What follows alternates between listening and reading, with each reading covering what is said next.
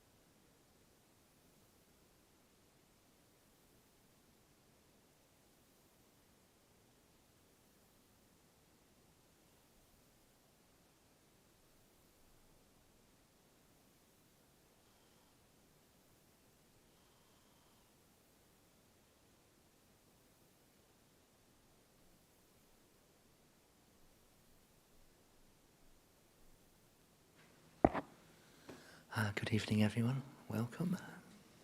So my name is Ginkil Sanctalopa. And a couple of Thursdays ago, we had an extraordinary event in St. George's Hall when our General Spiritual Director of the whole tradition, 1,200 centres throughout the world, and our General Spiritual Director came and gave a talk in St. George's Hall on love, the key to happiness.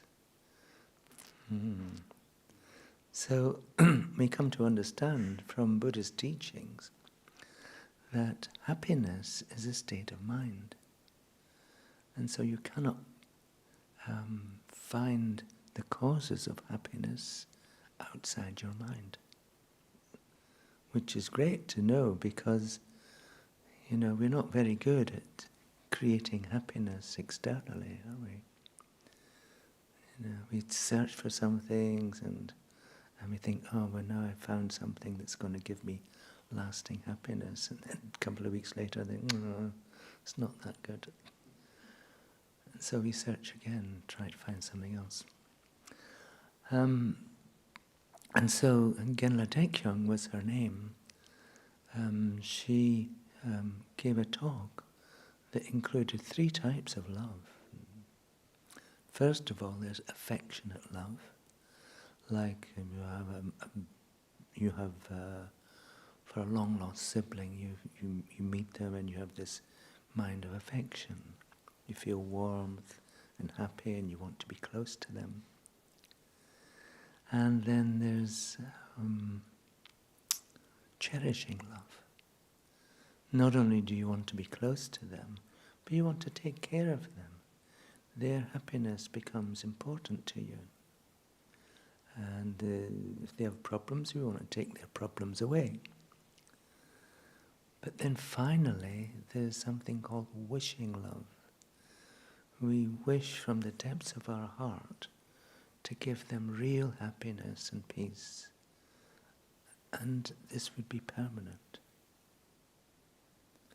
So most of the time, when we find happiness from external sources, it doesn't, as I said, it doesn't last very long.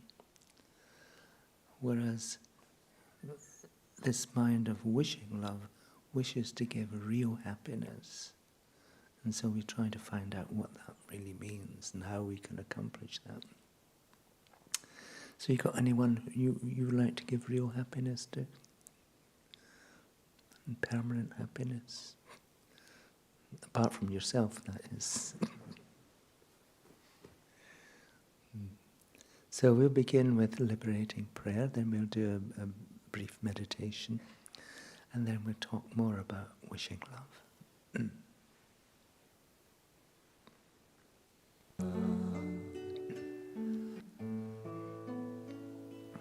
O Blessed One, Shakyamuni Buddha,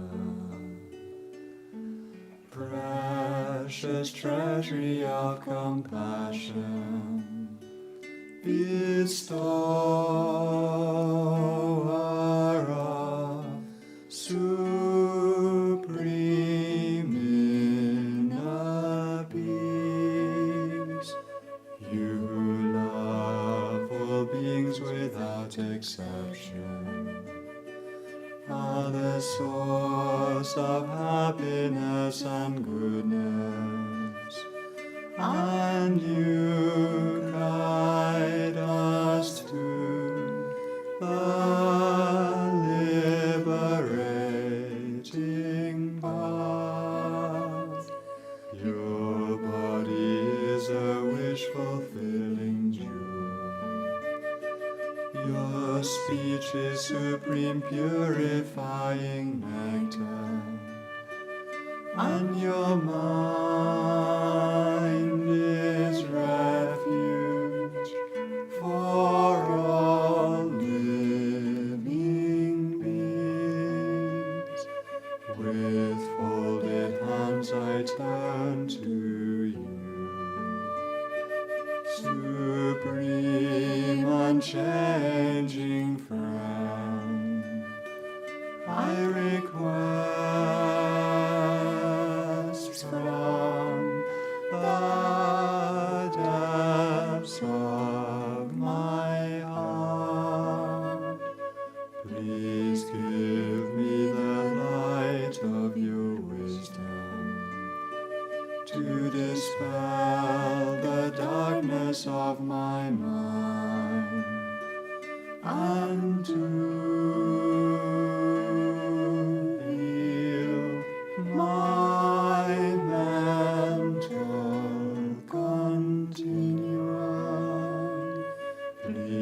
Nourish me with your goodness, that I in turn may nourish all beings with an unceasing banquet of delight.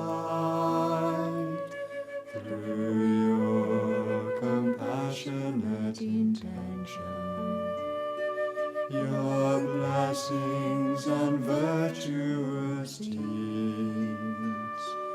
and my strong wish to rely upon you.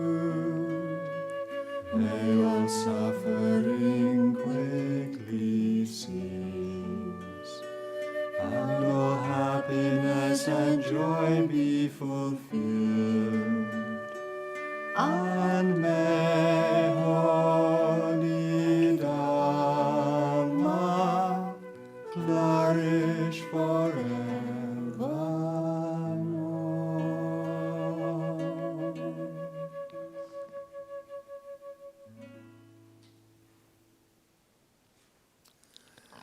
And so we can meditate. In meditation, it's good to have a good posture. So try to have your feet flat on the ground. Try to sit up straight with a straight back.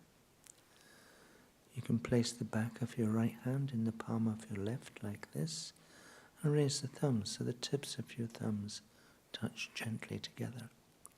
And just relax your hands into your lap. So this is a Buddhist meditation posture. There are many others, but this is a Buddhist posture. So you can gently close your eyes and close your mouth. And for a few moments just observe the rhythm of your breathing.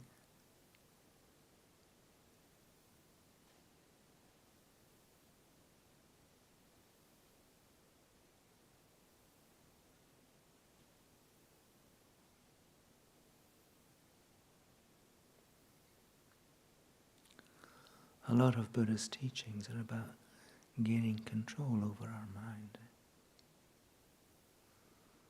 Now, this control means the ability to use our mind in any way in which we think is appropriate, that's beneficial.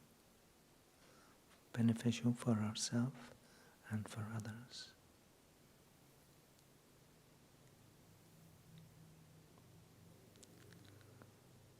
So if we, for example, want to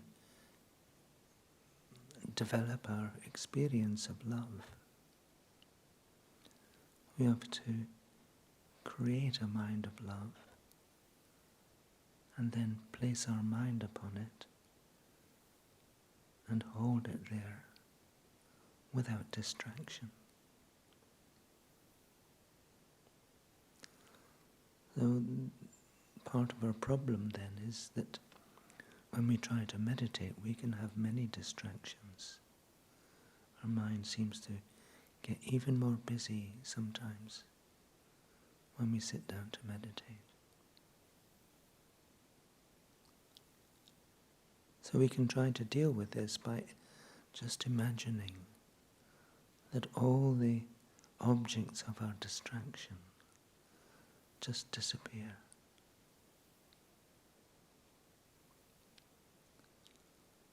So imagine that the whole world outside of this room just begins to disappear into empty space.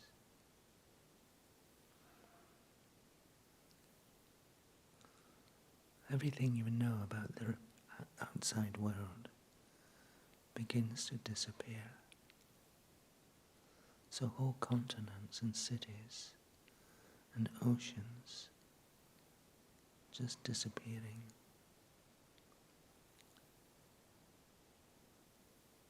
Until even the city of Liverpool disappears. The river, the docks, the great buildings. all the houses, the whole population, schools, hospitals, parks, all places just disappear into empty space. So it's as if this room and everything in it is suspended in empty space.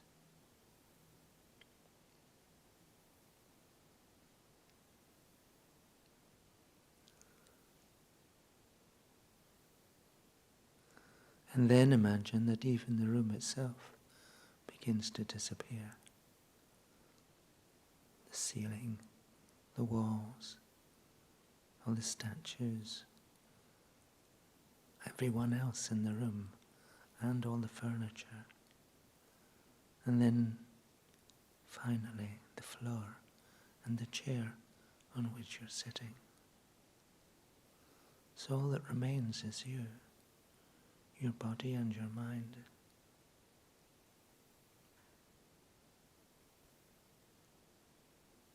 So again, bring your mind just to watch the rhythm of your breathing. And you may notice a feeling at the tip of your nose. As you breathe in, you may notice it feels slightly cool. And as you breathe out, it feels slightly warm.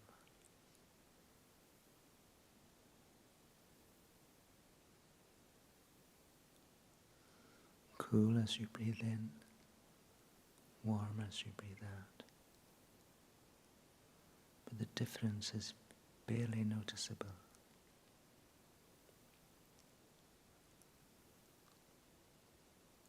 So try to find that subtle difference in feeling between the in-breath and the out-breath.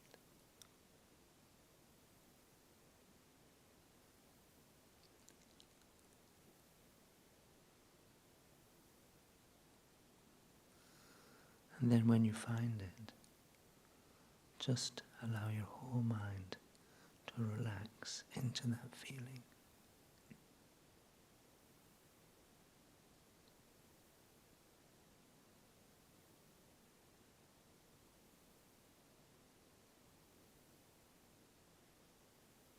So the feeling becomes your whole mind.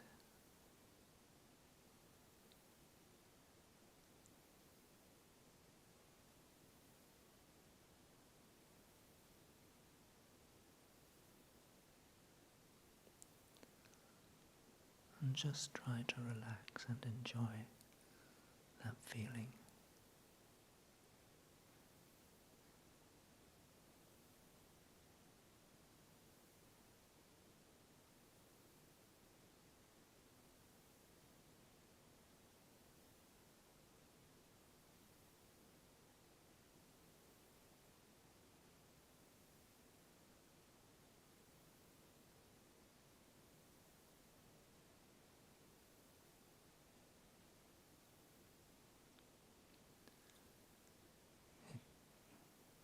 If your mind is free from distractions,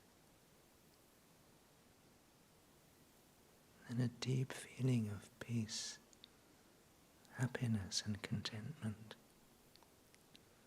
will just naturally arise. Just from the stillness of your own mind.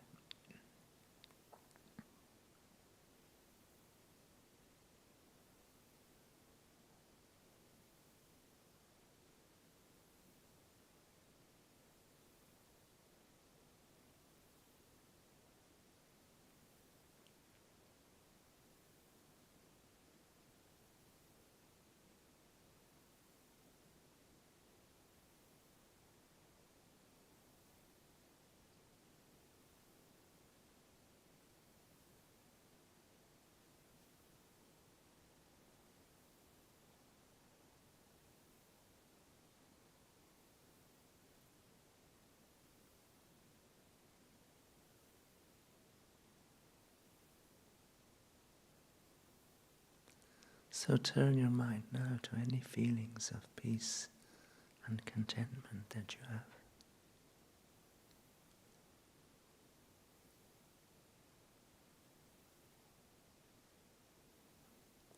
Allowing your mind to become still enables your mind to experience this peace and contentment.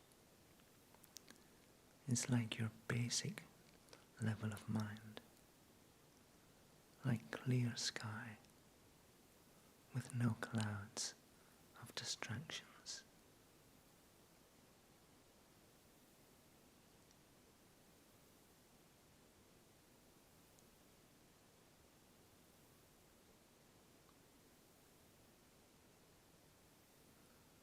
So you can have this anytime.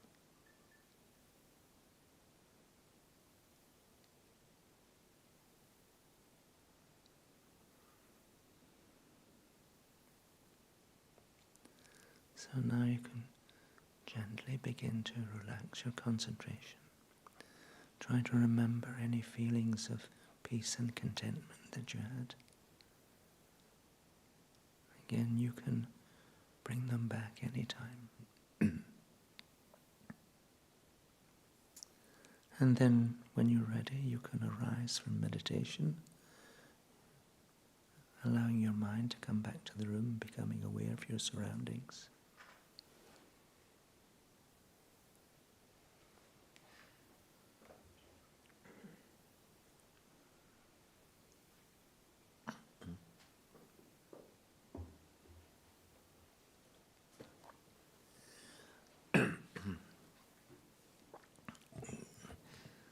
So,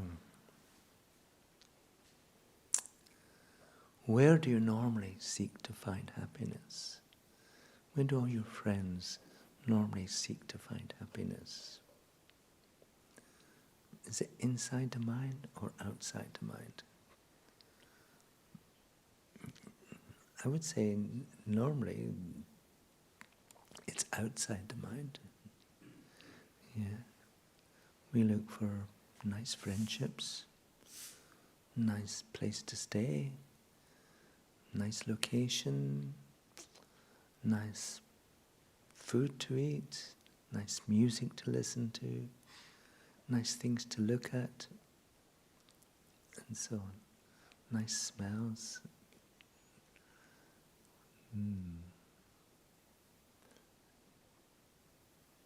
And all of those, your Buddha described them as simply changes in our level of suffering. Imagine that. The things we normally seek for happiness, Buddha is saying, it's not real happiness. It's simply changes in your level of suffering. The underlying condition of everyone is a state of suffering, difficulties, irritation, disappointments, frustrations, not getting what we want, getting what we don't want so easily. Yeah. Does this describe your existence? If we were able to, if we understand Buddha's teachings, we come to understand it doesn't have to be like that. I'm not saying we can't have enjoyable things. It's not the things themselves that are important. Normally we place meaning on external things, thinking this is it. This is the source of my happiness. If I arrange the external world just to be perfect, then I'll find perfect happiness and perfect peace. No problems anymore. But as Buddha said, it's just changes in our underlying level of suffering. You know, we let's say we have hunger, and we go and have nice food, and so our hunger diminishes. But a little while later, our hunger comes back again. If the food was a true source of happiness, as soon as we have any food, we would be happy. And this this happiness would continue. Something's a true source of happiness. It has to be permanent. You just need a small piece of it and then you're happy forever. And everyone who experiences this thing will always be happy. It's the same for everybody. But there's nothing out there that is like that. You know? So, for example, we feel lonely. We experience the suffering of loneliness. And then we search for a new friend. I mean, go on dating sites and so on. No. And then we find someone, and then we strike up a relationship, and then after a while, it doesn't seem just the same. First of all, it seems exciting and great and wonderful, and this is my source of happiness forever. Then a few weeks later, and then, it's not so great after all. Not as great as I thought it was going to be. This is what we like, because there's nothing out there that is ever going to completely satisfy us. Yeah. We can never find satisfaction externally. So, some years ago, the end of last century, there was a survey of millionaires. If it was done today, it'd be billionaires. Anyway, they asked all these very wealthy people, they all had different levels of income each year. And they asked them if they were happy. And 80% of them, the people they interviewed, said, no, we're not happy. Which is weird. You know, millionaires, you think they're bound to be happy. But then they asked them, well, what would make you happy? And 80% of those who said they weren't happy said, oh, if we had twice as much income. You laugh because we're exactly the same. We're always searching for something more, something better, something to become more perfect. And it's a tragedy because there's nothing, we'll never find perfection in this world. The Buddha described the state of this world as a state of suffering called samsara. The word samsara is a Sanskrit word, meaning the experience in this world, the experience of living beings in this world is underlying a state of suffering. And it doesn't just last for one lifetime. You know, we go through life, we come into this world, we're born, we live our life, we die, and then we take rebirth into our next life. And we've been doing that since beginningless time, and we continue to do that until endless time. And it's just, the suffering doesn't just take place in one lifetime, it takes place in every lifetime. And it will continue like that until we improve our mind. Because as I said, it's the relationship that we have between our mind and the objects that appear in our world. It's not the objects themselves that are the problem. It's our mind that relates to them and imposes meaning upon them. So, you know, like the new friend we've got, we're so happy with them for a few weeks, and then suddenly we begin to impose a different meaning on this person. Imagine if your new best friend, you had to spend 24 hours a day, 7 days a week, month after month. Would they always be such a great source of happiness? Or would you be saving up to send them on holiday? Or take yourself on away somewhere else? And it's the same with everything. all the external objects that we enjoy, all the nice food, the nice things we have to drink, the nice places. Imagine you can get a home that's designed for you. You've created your own design of a home, and architects drawn things up, and the builders come along, created the building, and you move in, and a week later you think, oh, we should have had a bigger kitchen. And so it's no longer the dream home. And this is our experience. This is the experience of living beings. So the problem is we're searching happiness externally. And everyone else is doing the same. So even the people you care about, the people you develop this mind of affectionate love for, the people you begin to cherish, they're still doing the same.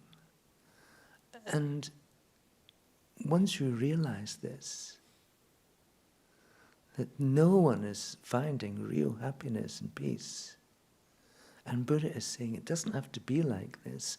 We can create our own happiness and peace within our own mind, because happiness is a state of mind. All we have to know what the causes of happiness are, and then create them within our own mind. It doesn't matter what's happening externally. I'm not saying you have to give up your job and sit on a cushion 24 hours a day. We still go out to work, we still look after our house, we still go out shopping and doing whatever else we do. But we're not attaching the same meaning to those things. We're not thinking, this is it. Instead, we're beginning to look inside and asking ourselves, have I got the causes of happiness within my own mind? So we need to know what the causes of happiness are. And a great 8th century scholar, he gave a 10-day teaching that's become known as the Guide to the Bodhisattva's Way of Life. His name was Shantideva. Shantideva said that all the happiness in the world comes from a mind that wishes others to be happy. So that mind that wishes others to be happy is a mind of love. So and this applies to everyone, every living being. The real source of their happiness is wishing others to be happy. So every human being, we can come to understand this, and then we can come to try to create this mind within our own mind. We try to become more loving. And if we're successful in this, then we will experience more joy and happiness and peace. Doesn't matter what we're doing externally. If we're developing this mind of love, then we're certainly going to experience more happiness for ourselves. And in the process, we'll be bringing more happiness to other people. Yeah. So, first of all, as I said earlier, we develop this mind of affection towards everyone else. And it's called affectionate love. And we're coming to see other people as equally important to ourselves. And we're coming to think about how we're connected to other people. You know, we often think about the things that we enjoy on a daily basis. We don't provide them directly for ourselves. If you think you're sitting there in particular clothes, did you make those clothes? Yes? No? No. Someone in South Asia made them. And so we benefit. We benefit. Everything that we consume, we benefit from other people's actions. And so we can think, we might often think, well, they're not doing it for me, but that doesn't matter. Whether we benefit directly or indirectly from someone else's actions, in essence, we are experiencing that benefit. And so to some extent we experience kindness. Our happiness, our experience is improved. And so we can be grateful to be able to have these things. We can be grateful to have the clothes we wear, the houses we live in, and so on, because it's all coming from the actions of other people. So that mind of gratitude itself is beginning to enable us to turn our mind to think about the welfare of other people. How are they? Is the person who made your mobile phone, are they happy? Are they having peace and happiness too? So beginning, when we think about how we enjoy the results of actions of other people, we're beginning to enable us to turn our mind to begin to wish other people to be happy too. You know, so you go to a restaurant and there's a waiter brings you your food. You could just ignore them, you could insult them, or you could wish them to be happy. It's 3 different types of experience. But the only one that's really going to make you happy is the mind that wishes them to be happy. And it's the same in every situation you find yourself in. There are so many opportunities every day because we think about other people every day. We meet other people every day. And so we begin to think, oh, I want you to be happy. I hope you're happy. I hope you find happiness in your life. So then we develop this mind of cherishing love, which wants actually to take care of the people. So we engage in actions following this mind of love. We cherish them. And so we're more invested in their happiness, and we're interested in how they are, and so on. And in the process, just thinking about other people, turning our mind towards someone else, we begin to realize what will make them happy.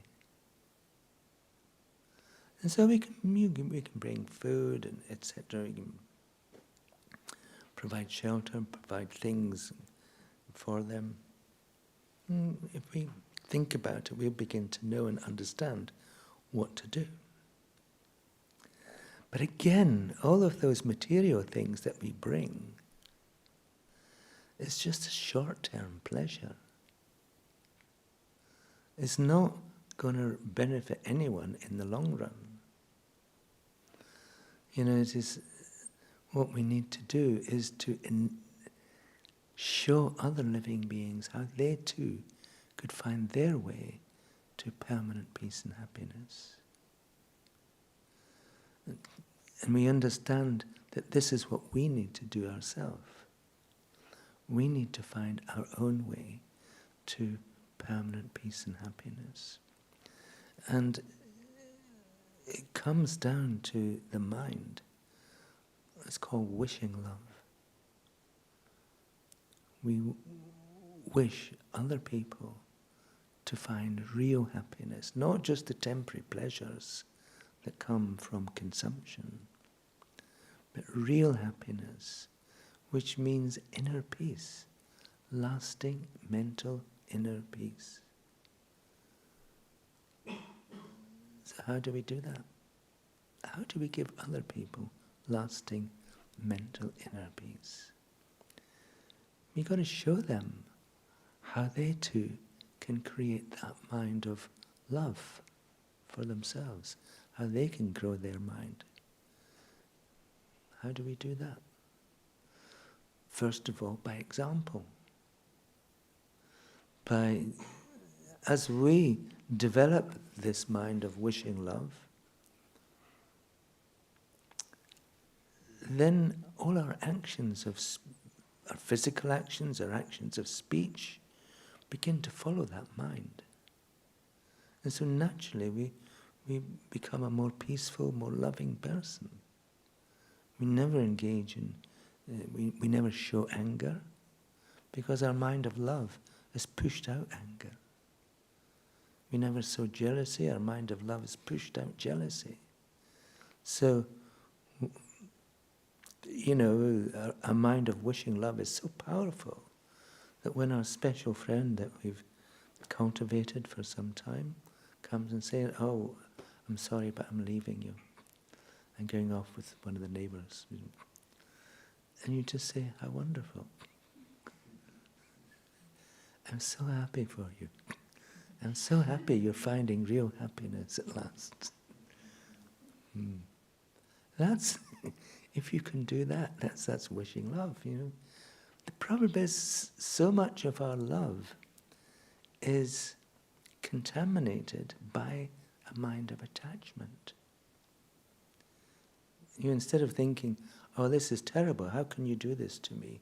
It's so unfair, after everything I've done for you," and you turn around and just going off. How awful that is. That's a mind of attachment. You're attached to your own enjoyment of this relationship. And you're attached to your reputation. How's it going to look to other people when I lose my friend? And so on. Everybody think I'm a real loser or whatever. And so we're just thinking about the impact of this situation on ourselves. We're not so interested in the other person's happiness.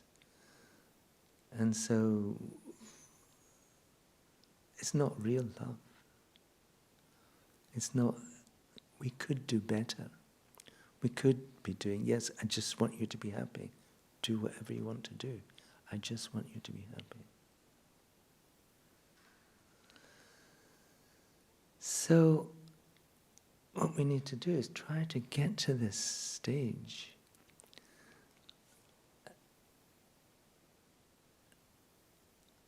Understanding that everything that we normally seek to find pleasure, happiness, is just temporary and it doesn't last.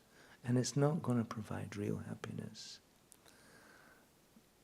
The real happiness comes from our own mind. And we have to be able to develop that mind, just to practice it. You're walking down the street and you just think, "Oh, someone passing you," and you just simply think, "I just want you to be happy." You don't have to rush up to them and throw your arms around them and say, whisper in their ear. You're just training your mind. Eventually your actions will follow. You're just taking opportunities, every situation you find yourself in. You're constantly thinking, "I want you to find real happiness. I want you to find real happiness. This permanent inner peace that is possible if you were able to train your mind. I will help you. I will help you by showing an example of how to accomplish this and the benefits that arise when you accomplish this beautiful mind of wishing love. And then I'll show you how to do it yourself." So, one of the things we're doing then is giving Buddhist teachings. We're giving Dharma to other people in the same way as we receive it ourselves. By reading Geshe-la's books, by coming to teachings and so on. Being in St. George's Hall 2 weeks ago, we received the blessings of holy beings just being in this room, and these blessings can empower us to develop this mind of love. But then, sometimes great difficulties will arise.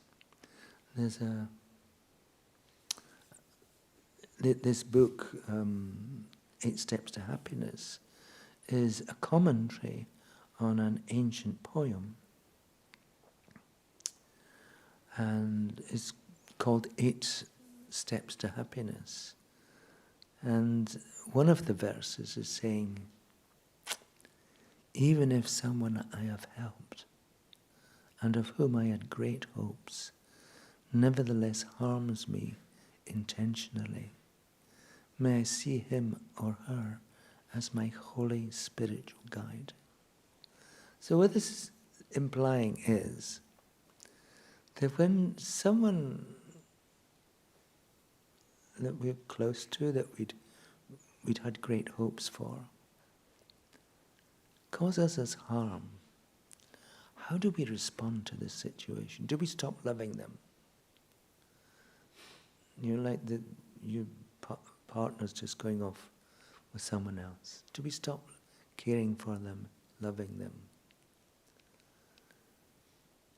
Or do we use this situation as an example to further improve our own mind? So what we can do is think about, this is just a natural situation. This is just the natural course of events. Everything changes. One of the things that Buddha said, let's see if I can find it.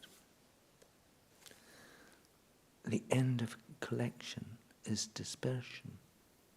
So if whatever we collect, eventually it's all going to disappear. The end of rising is following. Not following. The end of rising is falling.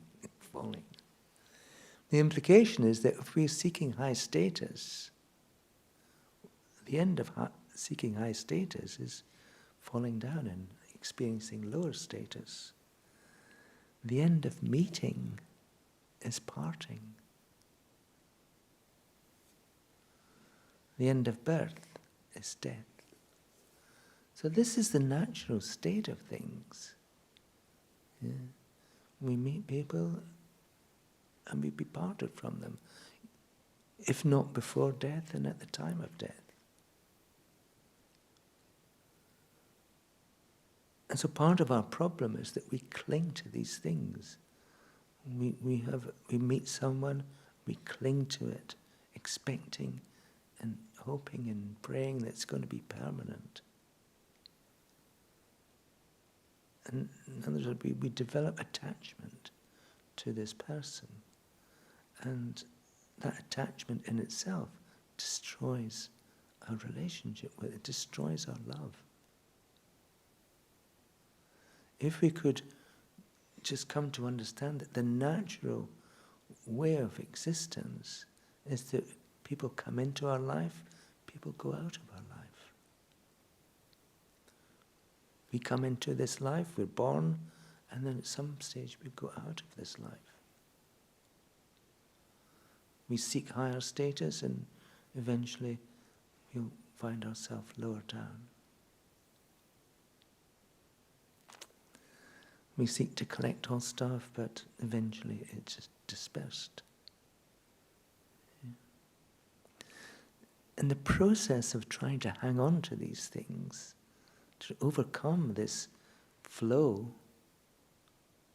is just a waste of time. And it's just destroying the possibilities of finding real love, looking inwards for a real source of happiness, and developing this mind that wishes others to be happy. So, even if someone is causing us harm, we can remind ourselves, this is just natural. Samsara is the nature of suffering. If someone's causing me suffering, that's just a natural situation. And in fact, if we understand karma, we understand that the real cause of all our problems and difficulties are arising from our past actions ourselves. We engaged in hurting someone in the past, or leaving someone in the past, deceiving someone, and then we created the cause to experience the same thing at some time in the future. So what's happening now, when someone is harming us, then it's just the natural result of our own past actions. And it's an indication that if we want to get out of suffering ourselves, this is the basic wish of every living being. I want to find permanent happiness, and I want to find permanent freedom from suffering. You may not realize that's your basic wish, but everything you do is directed towards that. And our problem is we don't understand how we can actually create that. Because, as I said, we're looking externally. What we need to do is look internally. And the process of developing this mind of love is a fundamental aspect of that whole thing. And so when someone's harming us, insulting us and so on, it's a reminder, I need to improve my own mind. I need to stop creating the cause of more suffering myself.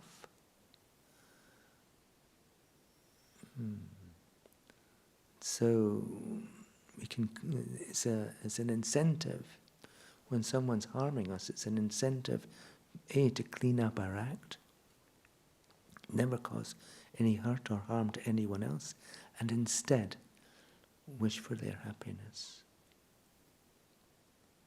So many good things will come from this mind of love. It is said that the benefit of having a single moment of a mind of love, the benefit of creating that mind for a single moment is much greater than feeding every living being in the world food for the rest of their lives.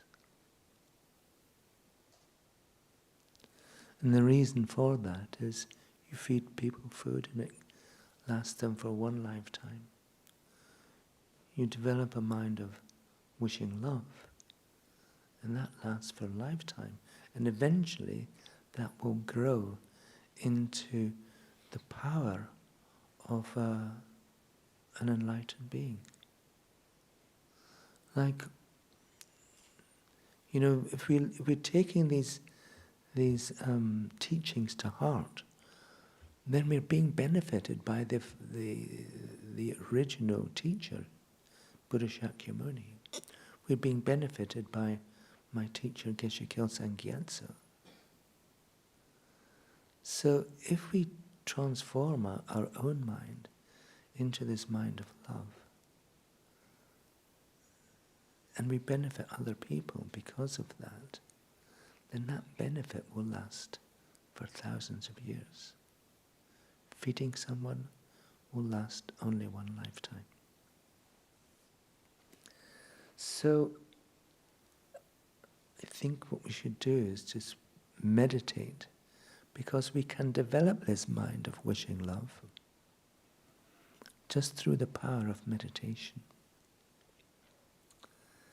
So again, if you sit in a good meditation posture, and I'll guide you through this meditation.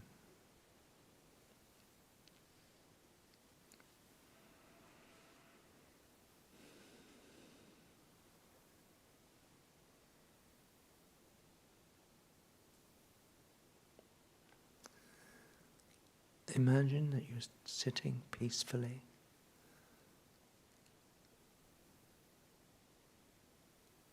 and appearing in front of you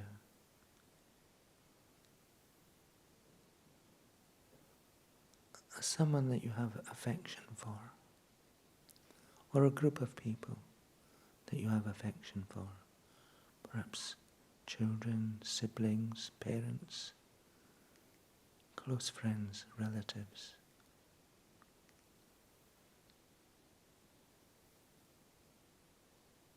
You're sitting peacefully, and they're sitting all gathered around you.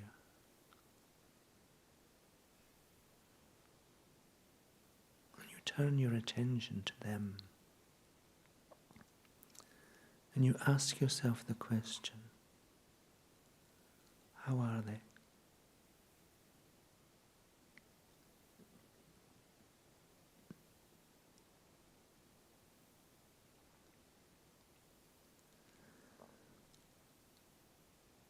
And as you look,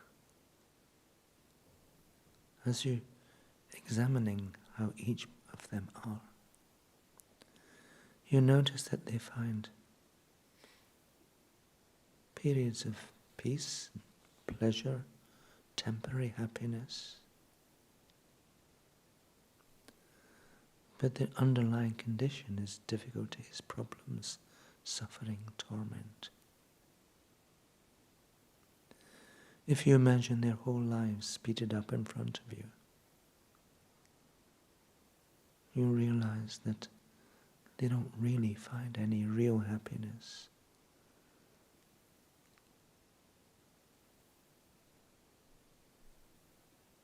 Any happiness they find is always tinged and contaminated by attachment.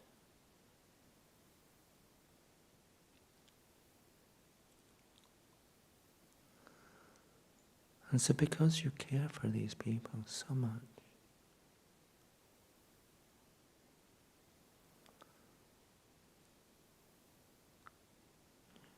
you think, I can see they're unable to find real happiness. The things they search for can never bring them real peace. I will give them my happiness instead. I will give them not just my present happiness, but all my future happiness as well, because I care for them so much.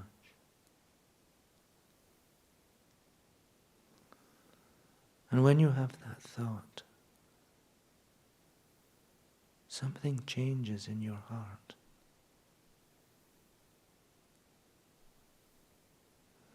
This powerful mind of love is as if your heart changes into a wish-fulfilling jewel. All these people are longing for happiness but not finding it.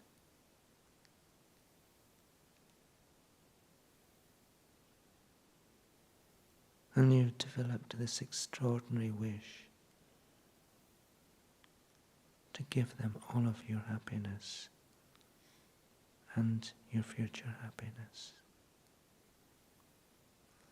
So imagine that from this beautiful jewel at your heart, rays of light radiate. This light is a manifestation of your mind of love. At first, this light fills your whole body, and you experience deep peace. And the light becomes so strong, it radiates through every pore of your body. Imagine you're just sitting peacefully, radiating light in every direction. And this is the light of your mind of love.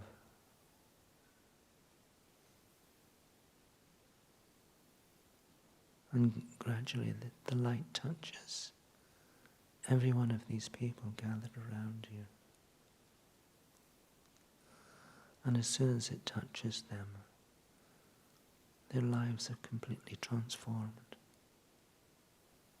They experience immeasurable joy and peace and happiness. And this is permanent. Their minds are irreversibly changed.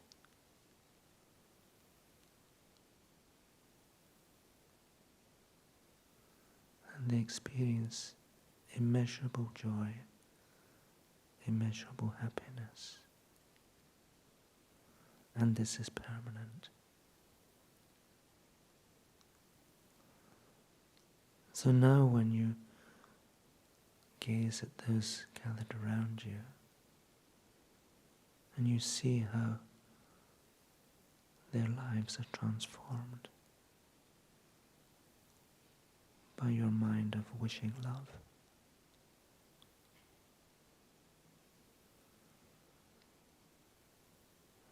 when you realize what you have accomplished, a feeling of joy begins to grow in your own mind.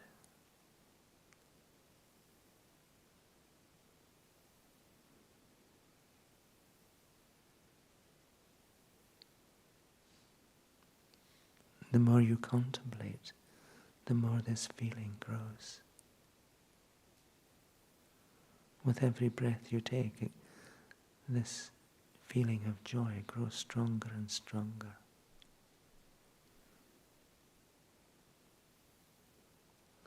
Until, after a few moments, your whole being is filled with this experience of joy.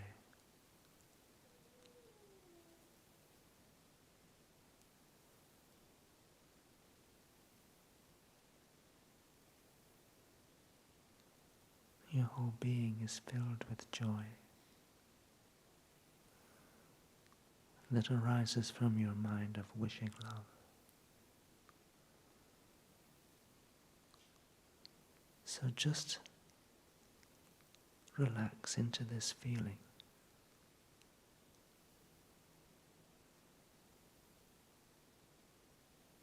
Just experience the joy that comes from your own mind of wishing love.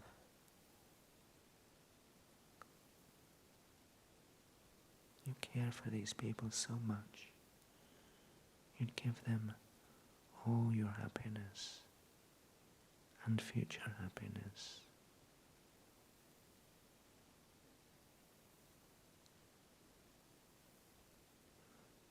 There is no greater love.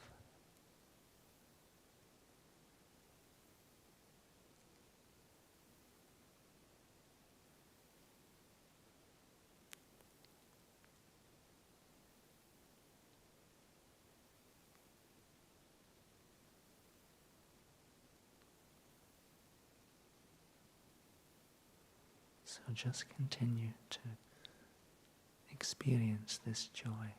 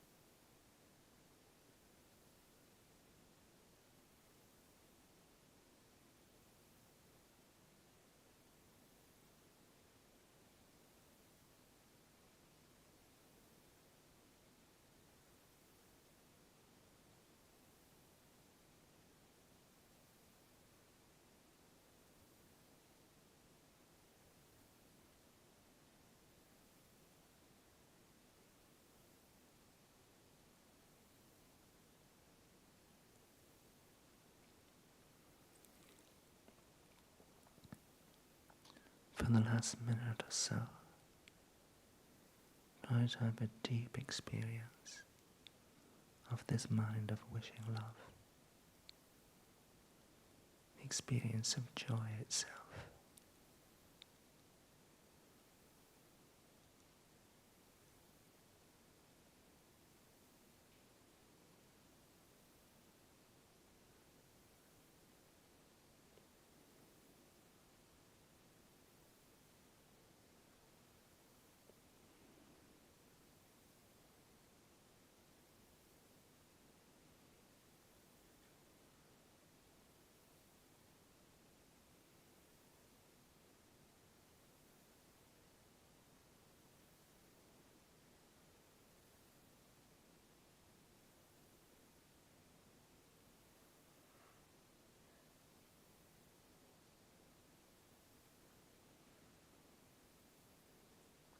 So now you can gently begin to relax your concentration. And when you're ready, you can arise from meditation.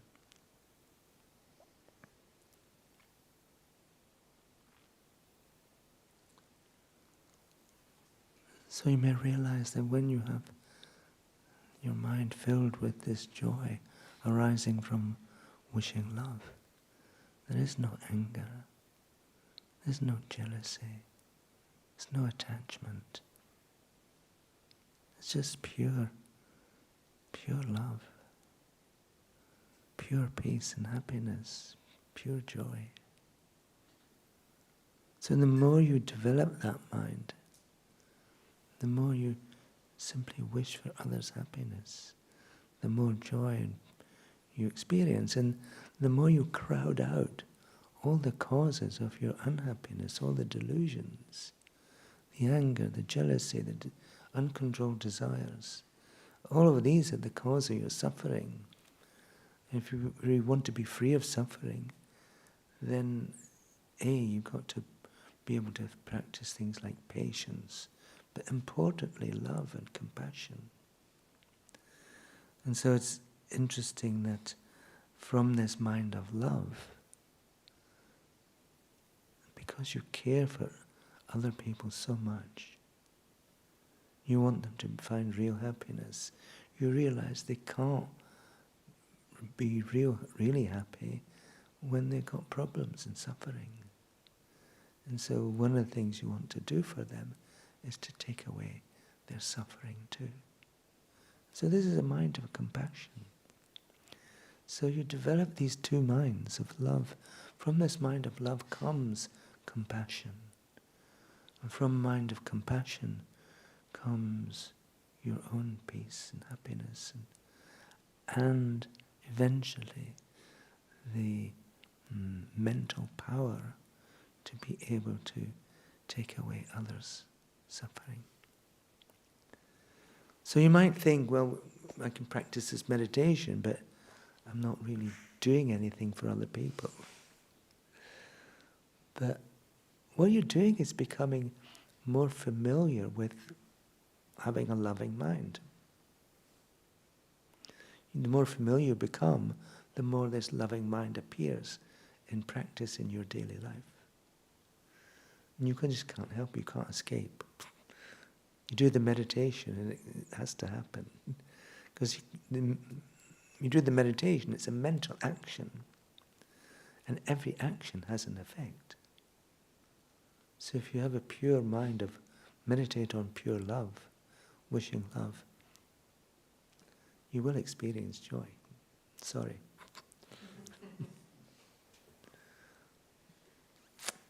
Okay, so take advantage of this mind. Meditate on it again if you can. But when you're out and about, when you go to work, just try and have that thought more often. I just want you to be happy. You can start practicing now by turning to the person next to you and saying, I just want you to be happy.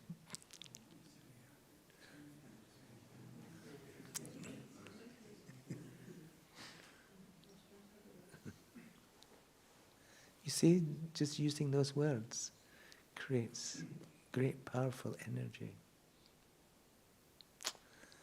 Okay. Any questions? Good. Thank you so much. Thank you.